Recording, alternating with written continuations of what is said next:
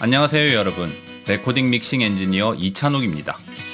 오늘은 지난 시간에 이어 고양영상 미디어 센터의 오디오 스튜디오 완전 정복 세 번째 시간이네요. 이번 시간은 지난 시간까지 알아보았던 내용들을 응용하여 실제 레코딩을 해보려고 합니다. 먼저 모든 기자재들의 전원을 켜주세요.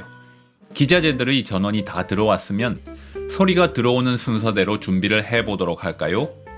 그러면 먼저 부스로 이동하겠습니다. 첫 번째는 마이크를 세팅합니다. 고양영상 미디어 센터의 오디오 스튜디오에는 항상 이렇게 3개의 마이크가 구비되어 있다고 말씀드렸죠. 오늘은 그 중에 이 마이크 노이만 U87AI 를 사용하도록 하겠습니다. 마이크는 먼저 이렇게 아래에서 위로 설치하는 일반적인 방법과 이런 식으로 거꾸로 설치하는 방법이 있습니다. 거꾸로 설치하는 방법의 장점은 마이크 아래 공간을 자유롭게 사용할 수 있게 되어서 이런 식으로 보면대 등을 놓을 수 있다는 점입니다. 따라서 노래를 녹음하는 경우에 많이 사용합니다. 마이크를 설치할 때의 주의점 기억하고 계시나요?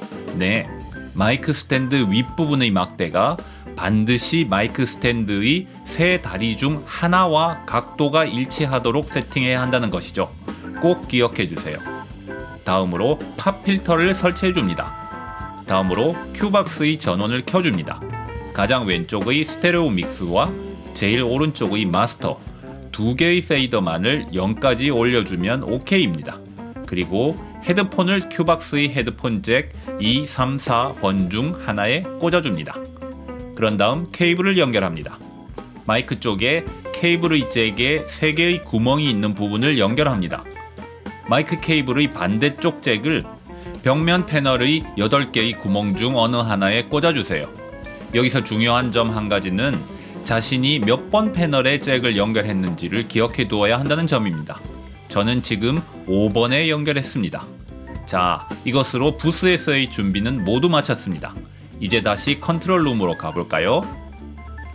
컨트롤룸에서 첫 번째로 할 일은 믹싱 콘솔을 세팅하는 일입니다.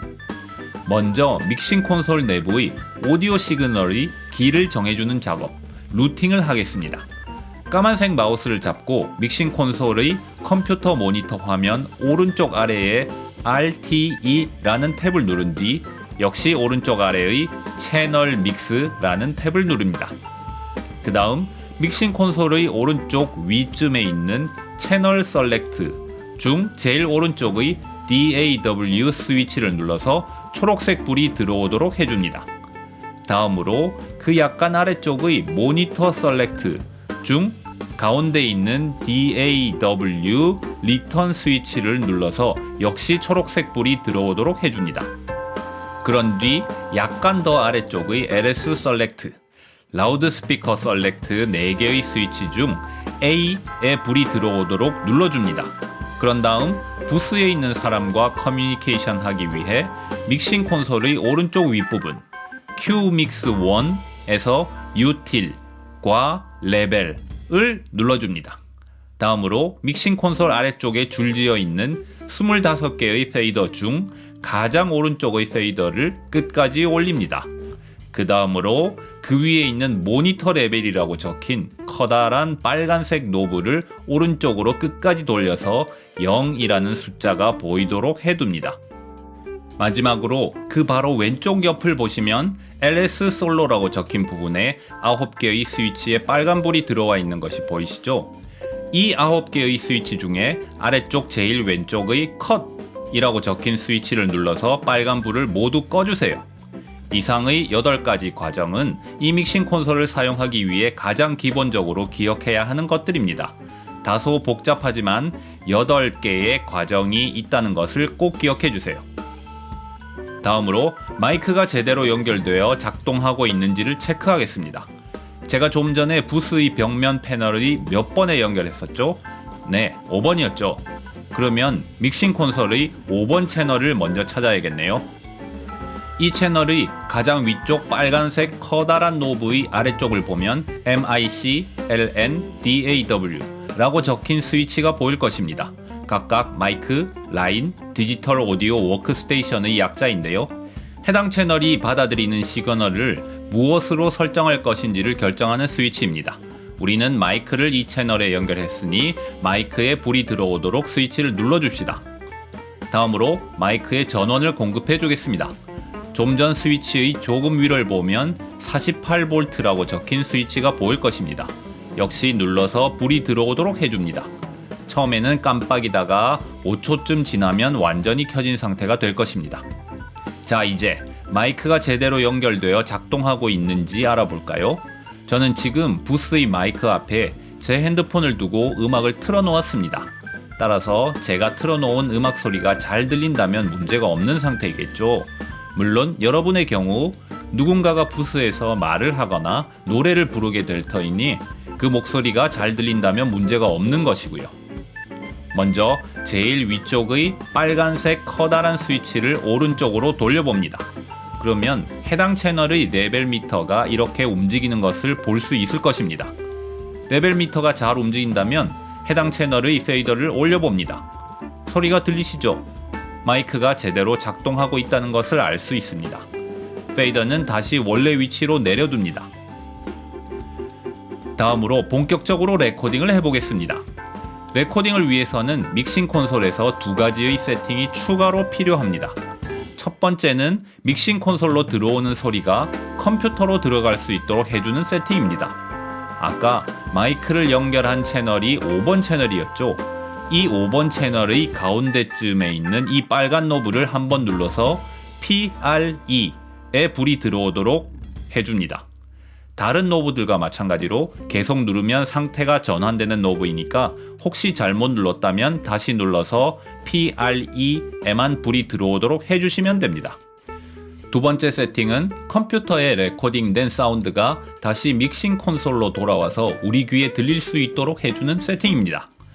먼저 믹싱 콘솔의 1, 2번 채널을 찾아가서 제일 위쪽의 빨간색 커다란 노브 바로 아래의 마이크, 라인, DAW 스위치가 DAW에 있는지 확인합니다. 그런 뒤 그 바로 아래의 파란색 노브를 꾹 눌러서 불이 켜지도록 합니다. 다음으로 1번, 2번 채널의 페이더를 0이라고 적혀있는 부분까지 올려줍니다. 이로써 믹싱 콘솔의 세팅은 모두 마쳤습니다. 다음은 컴퓨터로 가볼까요? 하얀 마우스를 잡으시고 모니터 화면의 아래쪽으로 마우스 커서를 가져가시면 숨겨져 있던 독 안에서 10이라고 적힌 보라색의 프로툴스 10이라는 프로그램을 볼 수 있습니다. 이 프로툴스 10이라는 것이 바로 디지털 오디오 워크스테이션, 즉 사운드를 녹음하고 믹스하는 프로그램입니다. 클릭을 해서 실행해 줍니다. 완전히 다 준비될 때까지 꽤나 시간이 걸리니까 초조해 하지 마시고 기다리시기 바랍니다. 준비가 완료되면 이런 화면이 나타납니다. 우리는 새로운 레코딩을 할 것이니까 새로운 세션을 만들어야 합니다. 먼저 왼쪽 위의 파일 메뉴에 가셔서 뉴 세션을 누르면 이런 창이 나타납니다. Create Blank Session을 선택하시고요. 오디오 파일 타입은 그대로 두시면 되고 비트 뎁스를 24비트, 샘플 레이트를 48kHz로 선택하시고 난 뒤 OK 버튼을 누릅니다. 그러면 이런 화면이 나오는데요.